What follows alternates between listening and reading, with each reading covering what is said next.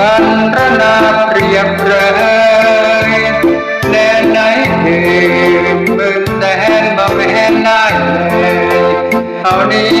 หาได้เลยเปรียบเลยอย่างนั้นได้นะหากใครแม้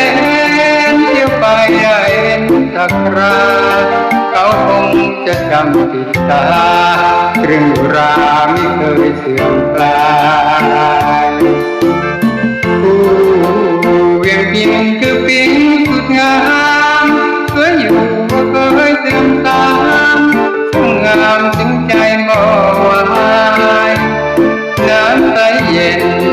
มองเห็นจนคืนหาดทรายปลาน้อยแปรคุ้มกระจายอยู่ในทารานาจมช่างชวนความงามมันจนฉันชื่นชม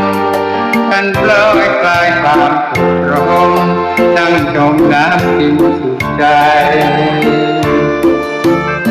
เบื่อลำน้ำมาเบาเอวดอยตาเลิกจนเอิงได้น้อ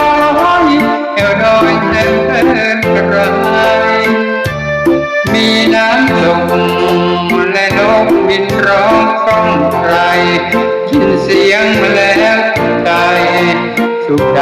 บ่มีเปรียบปานโอ้เวียงพิง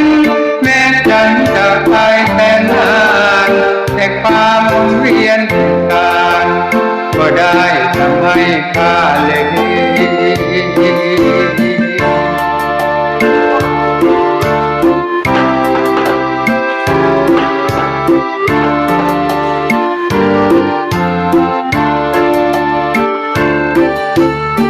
เบื่